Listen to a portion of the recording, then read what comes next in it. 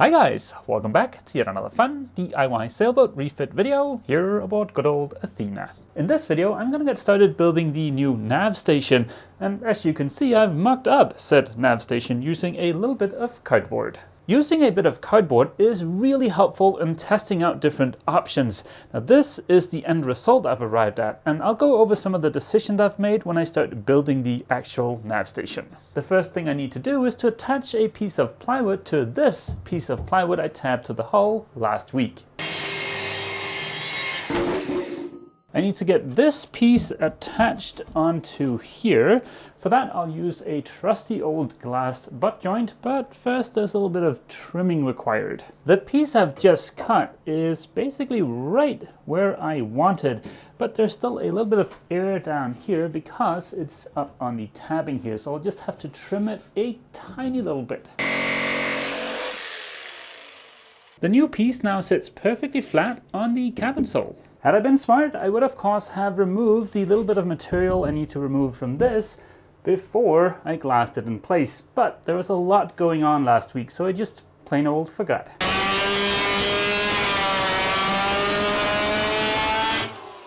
I mentioned that this is going to be a glassed butt joint. Now if I made just a simple butt joint with just adhesive between the two pieces of plywood and no glass, the joint would be roughly 20% of the strength of the plywood, but by adding the glass, the joint is going to be just as strong or stronger than the plywood. I'll use a piece of plywood as a temporary support just to hold everything in place.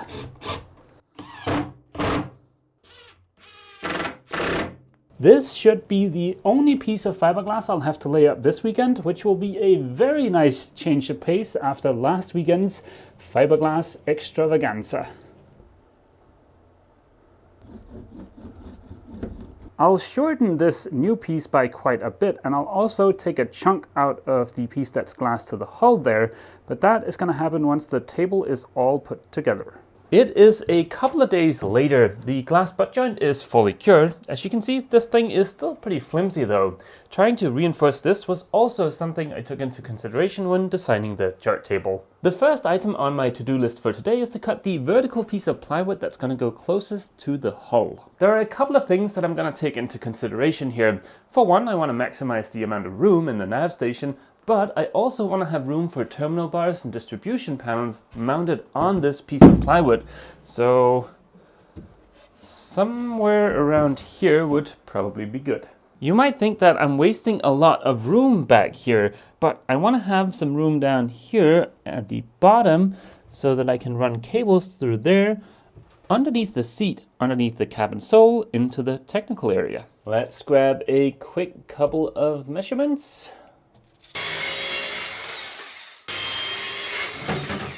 I'm not too concerned about the fit here because all of the joints are going to get covered up by other plywood.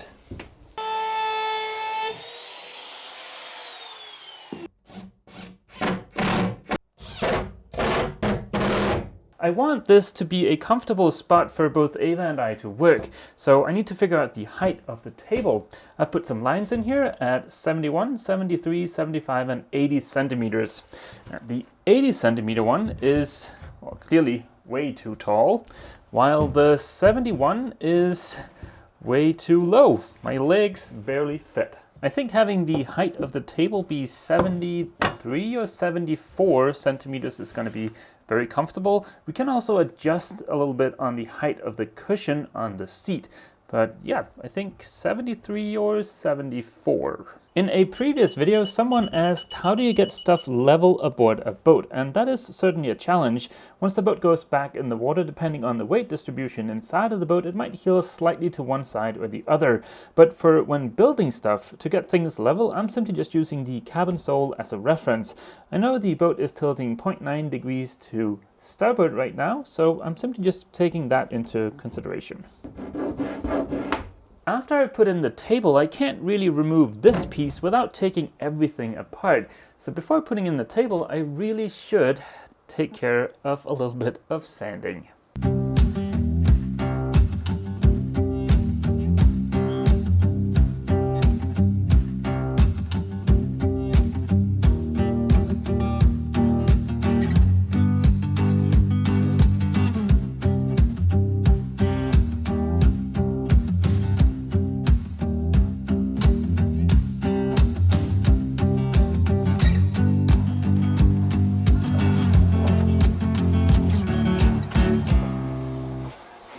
The hull in here doesn't need to be sanded perfectly smooth, it's just so that I'll have an easier time putting up insulation.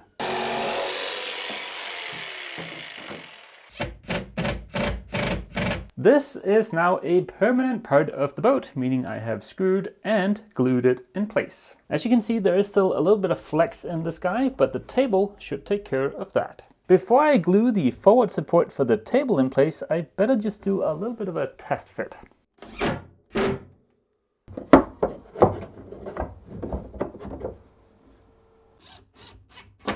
I think this is pretty good. We're probably going to have a cushion that's a little bit firmer than the one I'm sitting on here, so we're going to be a little bit higher up, and I think that means it's going to be comfortable for both Ava and me. I'm using a tiny dab of thickened epoxy as an adhesive here. I could also just have used exterior wood glue, that would have been fine, especially for something like this, but I don't have any of that, and I do have plenty of epoxy.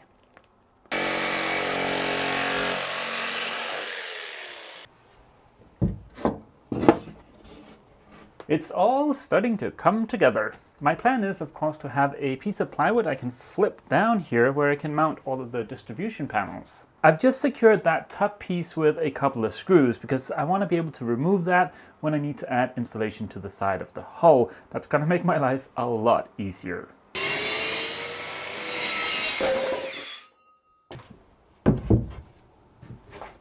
One of the things I figured out when I played around with the cardboard mock-up was if I don't want the separation between the nav station and the galley to look flimsy, I'm going to have to beef it up a little bit. And ideally, I think I want to angle this aft part of it. I think look-wise, this is going to make a big difference. Now all I need to figure out is how angled does this piece need to be. This is 5 degrees and this is 10 degrees. I think 10 degrees looks better than 5. The height of the angled piece here is important to me because I'm going to place a monitor here, so I need it to be 40 centimeters. What I've got here is 44, so the final one is probably going to be more like that. I'm going to have to cut some angles to have this look nice, and I can't really bring all of this stuff up to the workshop, so we're going to have to do a little bit of math. What I'm trying to do here is essentially a big square here and a triangle, so I should be able to calculate all of the sides. It is hard to predict the future, but there is an overwhelming chance that this week's video is going to be quite short.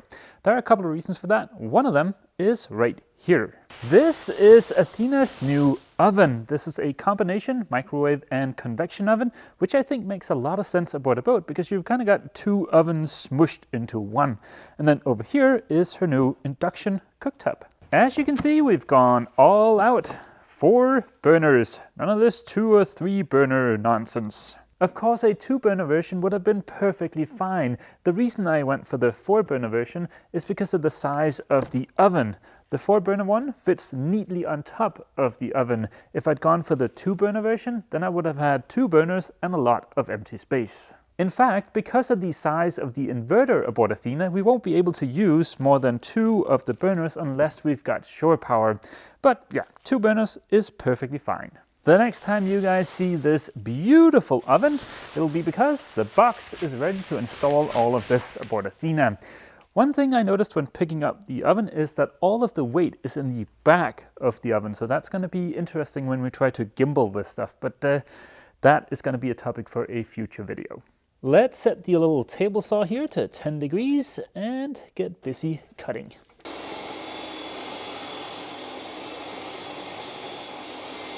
One of these is going to go down here and the other one is going to go up here. I've got the 2 pieces of larch for the corners here, and I've got the front where the monitor is going to get mounted. So all I need to cut now is the top. That's the 10-degree cut. The other cut on this side just needs to be a regular old boring 0-degree one. And I want to have this thing be roughly 5 centimeters wide. I now have all of the pieces and I've cut an extra top that's a lot wider just in case I think this one is too narrow. Let's head back down to Athena. Before I start putting everything back together again, there is a slight modification I want to make, and I really should have made this up at the workshop. This is the edge of the table that's facing the seat, and I thought it might look nice if I just broke that edge a little bit. So I've put a 45-degree cut on here, and I think that looks pretty good. I think little details like this 45-degree cut is going to make a big difference in the end for the overall impression of the boat. I think we might have a winner here. I think this is very close to pretty dang spiffy. Of course, the plan is to trim all of this excess plywood up here, but yeah, so far, so good. I think I'm gonna call it a day, because even though it is really fun to put this stuff together, it's getting pretty late, and the risk of me making some kind of stupid mistake is just going up and up and up. So I'll see you guys bright and early tomorrow morning. Good morning, guys. Turns out we're in luck. I checked the weather forecast this morning, and it looks like a little later today and for the next couple of days, it's actually gonna be warm enough that I can tab stuff to the hull.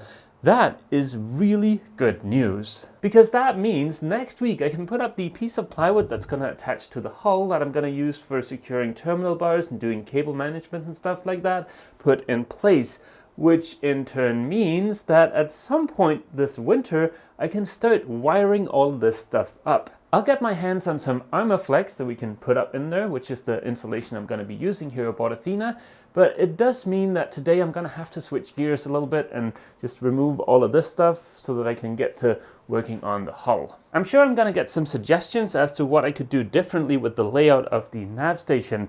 So let me just tell you a few more little details so you don't comment in vain. There are a couple of reasons why I want this area to have some kind of thickness to it. For one, there's the look of it. I really like this. But also in here, from up here, down through here, all the way down to the cabin sole is going to be a stainless steel pole that's going to grab onto the structural members. That's going to be a part of what attaches to the rigging. So yeah, there needs to be some kind of thickness to this, and I want that to be as far inboard as I can. So I want this to be a pretty sharp corner. I think aesthetically it would look really nice if this was rounded, like for instance the seat here in the nav station. But yeah, to bring it out as far as I can, it does need to be quite square. We're all subject to the laws of physics, and sometimes those laws suck. Right here, they mean I can't just have this tabletop floating out in the middle of thin air. Right now, I've got a temporary leg here supporting it. That is just temporary. My plan to support this table here is to have a piece of plywood in here come up to somewhere around, well, here somewhere, and that should stiffen it up enough. But I need something in here to help stiffen this up. Now, this is 18mm plywood, so it's pretty rigid, but I do think there needs to be some kind of support in here. My original plan was to have some kind of drawers here or something just to utilize the space a little better, but because of the stainless steel pole, well, I can't really do anything here except put up a nice beefy thick piece of plywood. Up here, right underneath the deck, I'm planning on putting some kind of little angled piece where I can put a row of 100% customizable multi-function displays that I can use for anything I want to. Like for instance, I could start the generator, I could adjust temperature, anything I want. I think that is going to be really cool. There's one last thing I want to make sure I mention again about the layout of the nav station before I open it up to suggestions from the comment section, and that is that I still plan on removing the excess plywood here. I'm just going to have to wait to do that until I've figured out the layout of the galley. There are a few things that needs to happen in here before I'm ready to put up insulation. The first is that I need to make absolutely sure that the deck hull joint is thoroughly sealed from the inside so I don't get any pesky leaks in here. I need to get the blocks that I'm going to use to attach the piece of plywood to glued in place. And last but certainly not least, I want to get all of this inside plywood here primed so it's nice and sealed up.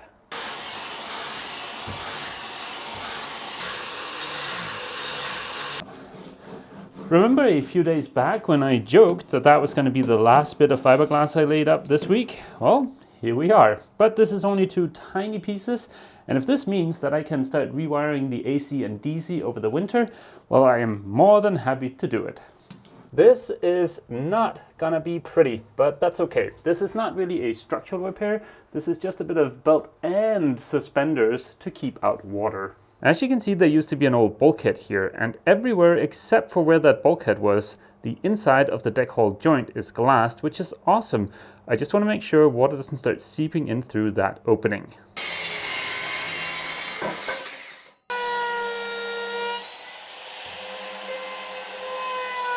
I've made 4 little spacers here. Each consists of 2 layers of 18mm plywood.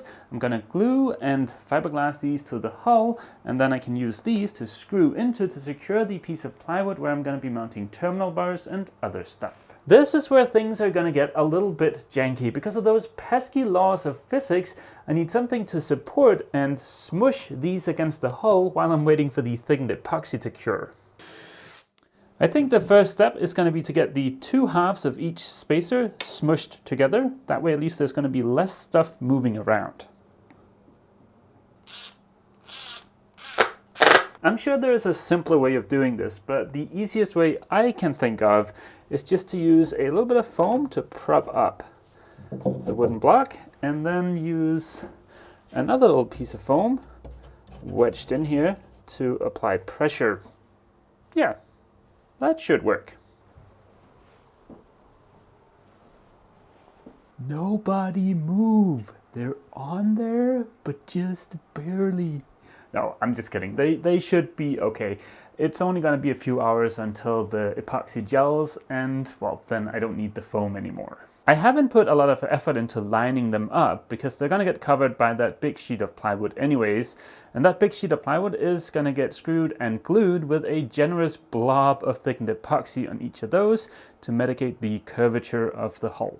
I had a suspicion this video was going to be a little bit on the short side, but I think there's a big upside here, and that is if the weather forecast is not a complete lie, then next week is going to be a lot of fun, because if I can get my hands on some Armorflex in time, well then we can essentially finish the entire nav station. So if you guys have any suggestions for changes in the layout of the nav station, well, now is your chance.